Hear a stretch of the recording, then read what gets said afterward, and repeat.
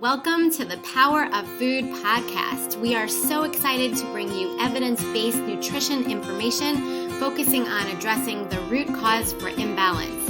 Food has the power to help you achieve lifelong optimal health without the side effects of prescription medication. Subscribe on Apple Podcasts, Spotify, or any other podcast platform. I am Stacy Seslowsky, functional nutrition registered dietitian. And I am Leah Grace Barrick, functional nutritionist. Hi, everybody. Welcome to episode 5. I'm so excited every time we get an extra one on here. We're moving along, Leah. I know. So exciting. We have our new intro, too. This is our first episode with that. So moving up. We're becoming real professionals now. So I feel like today's topic is just so appropriate for what is going on. Businesses and schools are reopening, and some people are worried about the COVID pandemic and how it is spreading. So we thought that we would talk about ways to defend ourselves. I mean, our best defense against COVID is our own immune system and our ability to just stay healthy, and staying healthy is within our control. So we're going to go through many different examples today of foods and behaviors that we can implement to stay healthy, defend ourselves, and then if we were to start to feel symptoms, really what we can do at home to try to just get healthy as quickly as possible. Yeah, I'm really excited to talk about this because there is so much we can do to strengthen our immune systems and, help protect us. And obviously, there's no known cure. There's nothing that 100% is going to give you assurance that you're not going to get COVID, but there is a lot you can do so that it can decrease the chances of you getting it. And if you do get it, you're less likely to have a really severe outcome or experience with it. So I think, as nutrition professionals and health professionals, everyone's been a little bit disappointed that, the government and people, making, the openings, what am I trying to say? Like all the people in charge essentially are saying, wait for a vaccine, socially distance, wash your hands, wear a mask, all of that, which is important, but there hasn't really been mention of, the nutrition and lifestyle intervention. So that's why we wanted to talk about this. And I'm really excited to jump right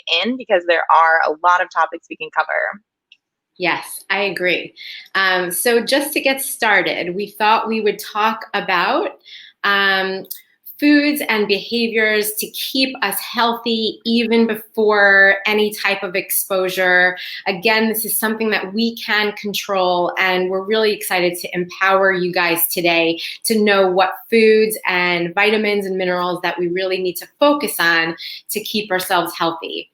So I thought maybe I'll just throw out one or two, and then you can, get in there with the next 2 or 3. Yeah, perfect. The top 2 of the vitamins and minerals that I feel like we should begin with is vitamin C and potassium. Those are 2 really important. Vitamin C is a vitamin, potassium is a mineral. Potassium is a mineral that you can find, and I actually looked this up and found it interesting because there were some foods. When I think potassium, I immediately think bananas, kiwi, and some of those things. But I was interested to find out that there are other ones like beans, lentils, potatoes, beets, parsnips. I actually love parsnips. I love parsnips and carrots and potatoes. What a great combination that makes. Mm-hmm. Let's see, chard tomatoes and tomato sauce. I don't know if everyone knows this, but tomatoes is actually one of the foods that when you cook it, you make some of the important nutrients that are packed in tomatoes more available to our bodies. So cooking tomatoes and having tomato sauce is actually a good way to get those minerals and vitamins.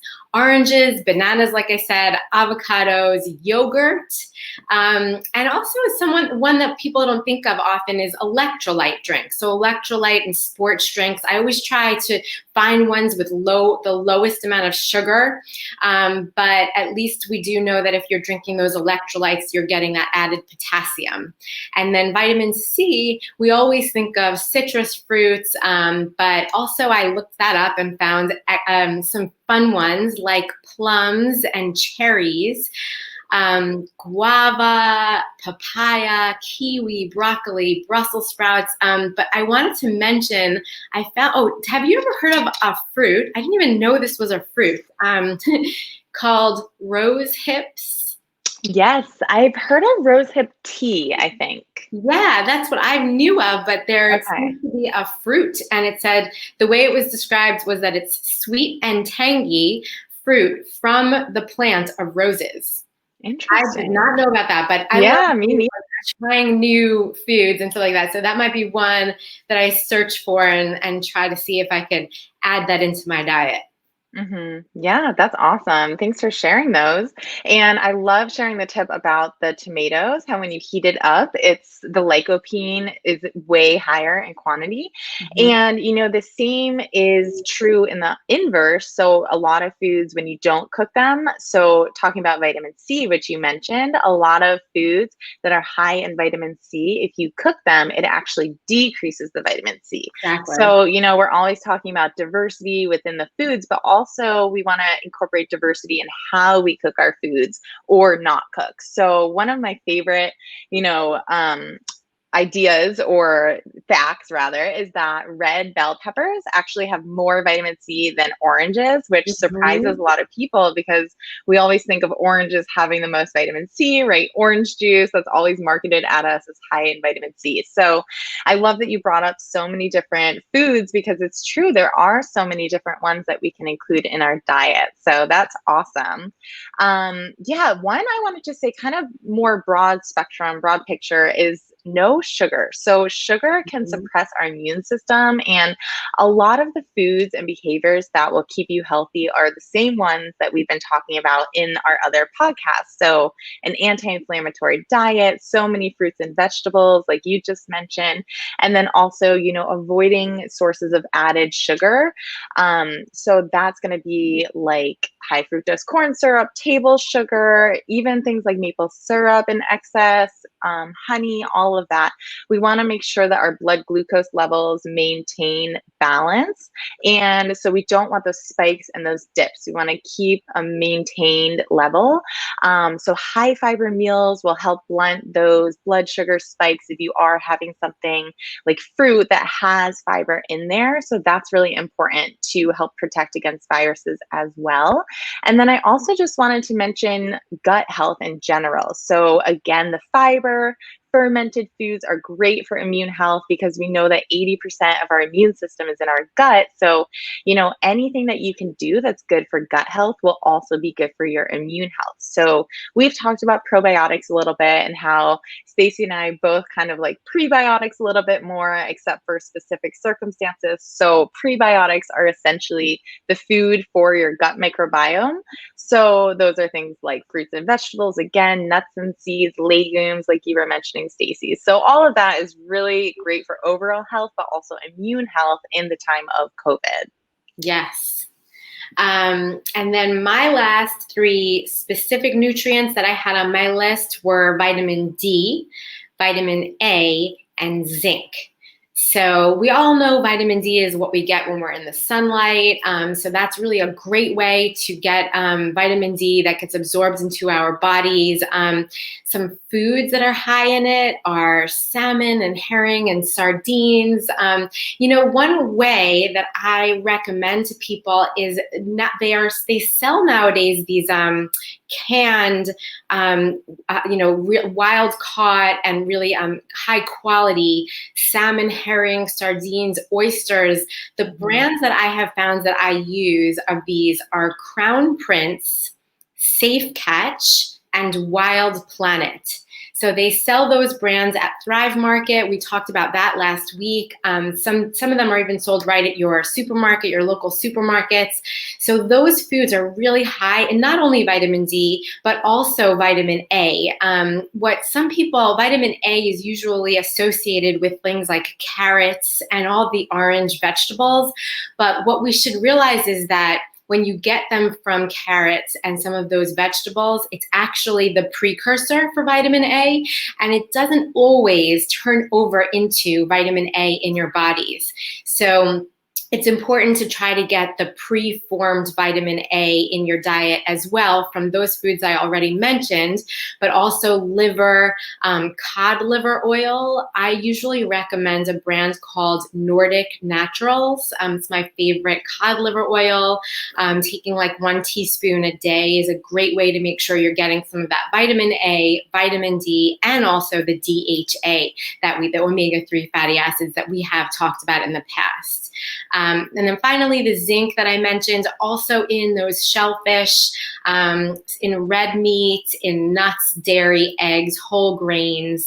So those are just 3 more of those nutrients that I wanted to point out.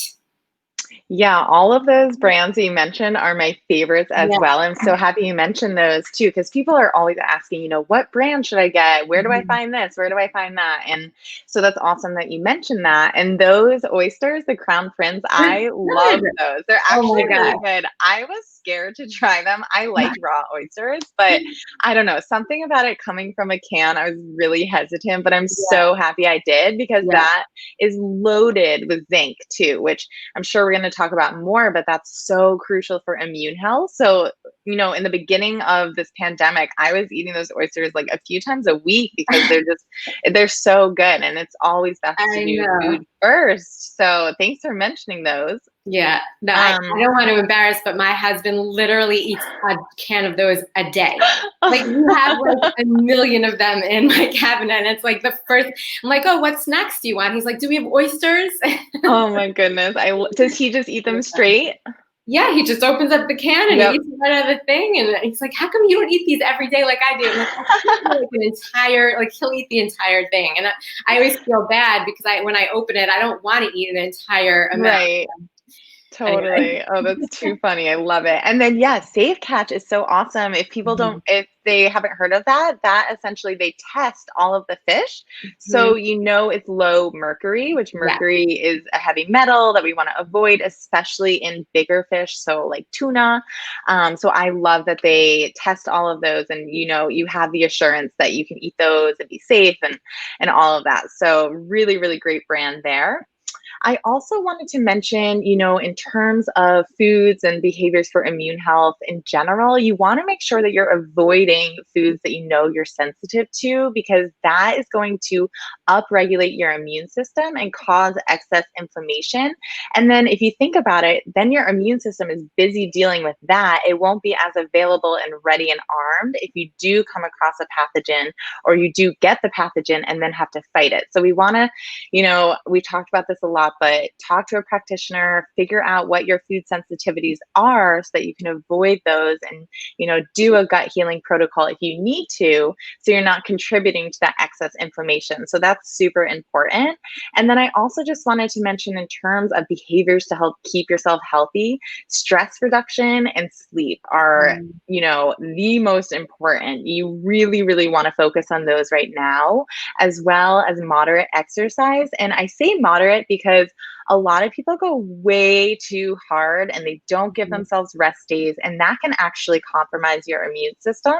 Moderate exercise is great and actually boosts your immune system. And then, of course, being too sedentary isn't great for your immune system or anything. So, but especially weight training, which, going back to my comment about sugar, that can also help with blood sugar levels and, maintaining those. So that is really important, as is social connection, which I know has been hard with all of us being isolated, but doing the best you can. If that's, a socially distanced outdoor gathering with friends, or calling someone on the phone when you're going for a walk, anything like that. And that's been shown to be good for your immune health as well. Awesome. I really love that explanation. Those are all so key, so important, and 100% agree that even the extra stress or too much exercise, they also do cause your immune system to work to be focused on those things, so that if you were to get sick, again, you wouldn't be able to fend it off because you're so busy trying to cope with stress or over exercise or not enough sleep or those. So amazing. I love it. The next thing we thought we would cover, did you have anything more to add with that? No, that's great. Yeah. Okay. So we thought we would get into vitamins, minerals, and supplements. Now, I wanted to add that I always go with a food first approach. When you get vitamins and minerals from food, then you get it at the dose that it's found in nature. It's in combination with a variety of other vitamins and minerals, so that everything is in an appropriate ratio. When you take a supplement, you extract just one specific vitamin or mineral, isolate it out, and take it at usually much higher doses than you would get if it were in the food and mixed with in a good ratio to others.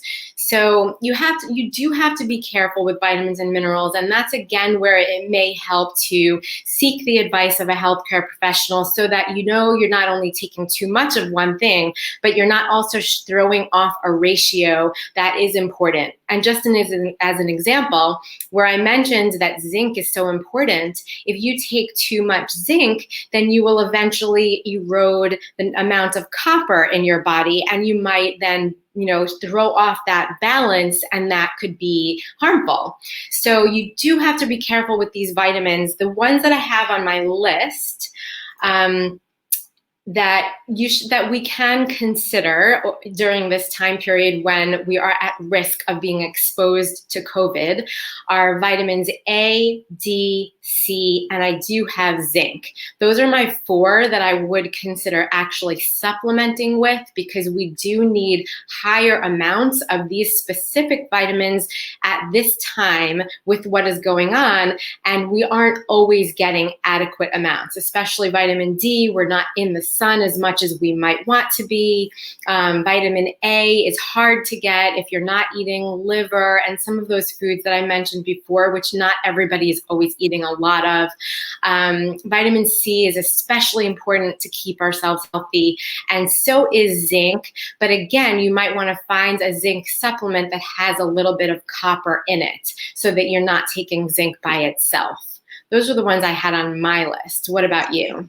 Yeah, that is so great. And I'm so glad you said the beginning part about figuring, food first always, but also it is in much higher doses when we're taking them with supplements. So we want to make sure that we're getting the right dosage for our specific body. So it might be that 2 different people should be taking 2 different kinds of supplements at different doses. So that's where, I see a lot of people self-supplementing and hearing something's good for them, and then, overloading it, and that just causes imbalances in other vitamins and minerals. So we do want to be really careful. And even with the ones you mentioned, which are on my list, D, C, A, and zinc, even things like vitamin A, you want to be careful with, because you want to make sure that you have optimum vitamin D levels before you start supplementing with vitamin A, which a lot of people don't know. And a lot of people are really deficient in vitamin D, especially at northern latitudes. I'm in Portland, Oregon, so a lot of people are very deficient here. So you want to get tested. You want to make sure your D levels are optimum. But yeah, all of those definitely, especially vitamin C, zinc, so good. Again, eat those oysters. That's always great.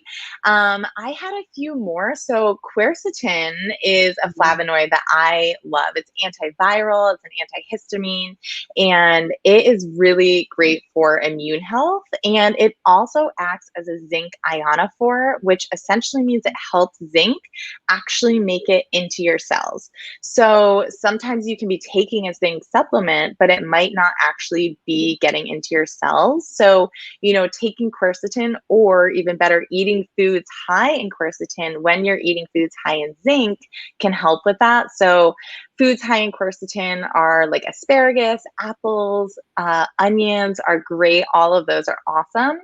I also had curcumin on my list. So that's turmeric, if you've heard of that. And again, that's antiviral, anti-inflammatory. If you can add it to your diet with curries, or, add it to a smoothie or anything like that, even fresh turmeric root, I've been getting that a lot lately. And I never used to do that. I don't know about you, Stacy. For whatever reason, I would use, dried turmeric in my cooking and whatnot and supplement sometimes, but the raw root is actually really fun to play around with. So that's on my list. And then also green tea is really antiviral. It helps enhance the immune system. It's anti-inflammatory. Even better if you can do matcha, which is concentrated, and it's essentially the green tea leaf ground up. So it's more concentrated, great for immune health, great for inflammation, all of that. And then, you can think about subbing out your coffee once or twice a week with a matcha. Anything like that is always helpful. And then my last one was N-acetylcysteine, which is antiviral, and it's the precursor to glutathione, which is an antioxidant that helps with immune health, immune function. It's been shown to help reduce flu severity. So NAC is actually a lot more affordable than glutathione, which can be pretty pricey. So I like that supplement a lot. Obviously, it depends on who you are and what your situation is, but that's a great antiviral as well. Awesome. I love that list. I don't know. Have you ever tried teas by the company Traditional Medicinal? Yes, I love them. Oh They my are gosh, such a me good company. too. Yep, me too. So if anyone's looking for really good brands of green tea, they have an awesome green matcha tea, and they have actually so many different varieties of teas, but that's the one from there that I really, really love. Yeah, they have some really great herbal ones too. Some Yeah, of them are really creative flavors and they're delicious, and their yeah, sourcing's really good. And I'm pretty sure they're all organic too. I could be yeah. wrong, but I'm almost positive they are. Yeah. But I'm curious, when you work with the root, the turmeric root. So tell me how the process is. Like shave off, like explain what you do. Yeah, so I've actually been making these smoothies with it. So I shave it off. If you haven't seen it, it looks like ginger. It's Yeah.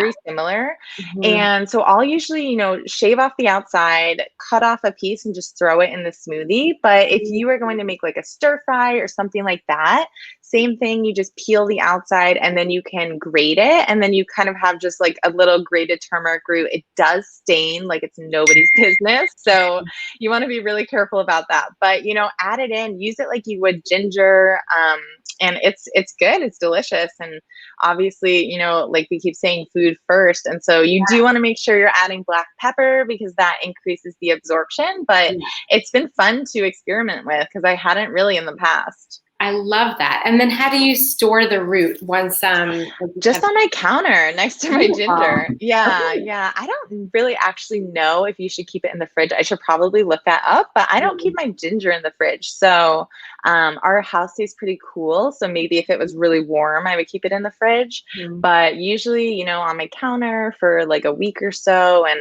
it's been really good in these smoothies I've been making with, like, Mhm. what do I put in it? Orange, a little bit of ginger. I put turmeric in there, a little bit of black pepper. Yum. I can't even remember. I think I put some collagen peptides, some oat milk. It's really yummy. It's like an anti-inflammatory, immune boosting Yes. smoothie. It's so good. I can definitely share the recipe as Yes. well. I love that. That sounds awesome. I'm totally going to try that. Okay, so then we thought, well, what if we start feeling symptoms? And some of the ones that you mentioned, I had NAC, I had quercetin. Those were on my list if you're starting to feel symptoms. I also have glutathione, which, so if Mhm. you're starting to feel symptoms, at that point, in my mind, invest the money Right. because Absolutely. at this point you want to throw all of your weapons at this thing. So glutathione, what I recommend is getting the liquid kind. It's something that you would squirt into your mouth and hold under your tongue for like 20 or 30 seconds before you swallow. I would recommend a dose of between 400 and 500 milligrams, and you'd want to do that 2 or 3 times during the day between meals on an empty stomach.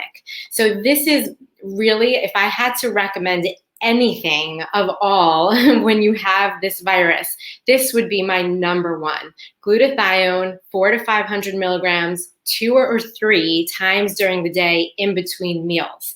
I will say it does not taste good. You will not enjoy the experience, but it is the thing that will most powerfully fight. It's the most powerful antioxidant that our bodies make, and you will need high doses of this in the case of COVID. So that's what I would say. You can even do that in addition to taking NAC, because you want to throw everything at this virus. So I would say a combination of glutathione and NAC, that's the N-acetylcysteine that you mentioned, both of them would go on an empty stomach in between meals. I had quercetin, like you said. Some other ones were berberine. Berberine is one of the herbs that really strengthens the part of our immune system that fights off any type of invader or toxin or something like that. So berberine is one that you can find in supplements. And I would just say, whatever supplements that you're getting, try to find ones that have no other ingredients, or at least the smallest amount of other added ingredients. You really don't want fillers or anything besides the really high quality supplement that you're looking for, the herb that you're looking for. So check out the companies, go to their website and see if they're third party tested, and the quality, how they source their ingredients. Just make sure that they are being tested so that we know that we're getting exactly what they claim is on the bottle, and that there's no other heavy metals or fillers or things that we don't want. I have a couple more, but let me let you have a chance. Go ahead. Yeah, sure. I'm so glad you mentioned berberine because I didn't have that one on my list, but that is a great one as well. And such a good point about making sure you know where your supplements come from, because the supplement industry, I don't know if most people know this, but it's not that regulated. So like you said, a lot of times you can get a supplement and it either doesn't have what it says it has, or, it has a bunch of other stuff that it's not supposed to have, like heavy metals and other toxic things in there. So you really want to be careful. And so really great point. Thanks for bringing that up. And so, yeah, if you are getting symptoms, a lot of it is like we talked about, stay home and rest, sleep, decrease stress. I also had electrolytes on my list. I know we talked about that a little bit earlier, but that could be really helpful, as can drinking warm liquids and broth, especially bone broth. So bone broth is really healing. It has collagen, which is great for gut health. It'll help, keep you hydrated. All of that is really, really important. And then of course, if you have a sore throat, that kind of thing, that can help as well. Also, if you have respiratory congestion or your sinuses are clogged, you can use a humidifier or vaporizers or steam inhalers. Spend time in a steamy bath or a shower. I would say just make sure you have a shower filter if you're doing that, because you don't want to be breathing in toxins in your water. But you can put essential oils in there, like eucalyptus, menthol, peppermint, and frankincense. All of that can help as well. And then if you do have a sore throat, things like salt water, gargles can be really helpful, and that can help loosen mucus. Also great for the vagus nerve, which we talked about a couple episodes ago. But yeah, herbal teas, ginger, especially ginger is anti-inflammatory, great for immune health. And then, as I mentioned earlier, just really, really be stringent and make sure you're limiting your excess sugar. You're eating all the plants, all the fiber, fruits and vegetables, vegetables, getting all of that in, and just helping with your overall immune health. Yeah, a great list. Totally agree with everything, as always. I would say reishi mushroom is another good one. Reishi teas is great to have. And the last herb that I had on my list was astragalus. That's another one that will also, similar to berberine, strengthen that part of our immune system that fights off foreign invaders. And then really my last thought was managing stress if you do have exposure, and even if you've been tested positive for COVID, controlling, I know it sounds really hard because you're going to be scared. It's scary. It's not an enjoyable experience by any means, but trying to keep a positive thought process in your mind, because that stress releases the same, they're called cytokines, the same inflammatory substances in our bodies that does the virus. So if you're, if you're having more and more stress at the time that you also have the virus, it's just going to accumulate all these different inflammatory cells. So I don't know if our listeners have heard of something called adaptogens, but that is something that kind of modulates our mood a little bit. And if you want to just keep this in your recorded so you can go back to this if it ever happens, but 5 adaptogens that can help us calm down are rhodiola, ashwagandha, holy basil, and panic ginseng. Actually, those are only 4. So those adaptogens can be helpful. And then just meditation and whatever strategies that you can think of to just keep a calm and positive attitude is really important. Totally. Such a good point. Meditation, deep breathing, simple, free, easy, all of that. And then also lavender. So smelling lavender has been shown to help reduce stress as well. You could put it in an essential oil diffuser or just, smell the bottle. There's a lot you can do. And I think a lot of it is finding out what works best for you as an individual. So just playing around with it. And even now, even if you don't have COVID, finding something that works for you to decrease stress, because that's arguably the most important thing for overall health and immune health. Beautiful.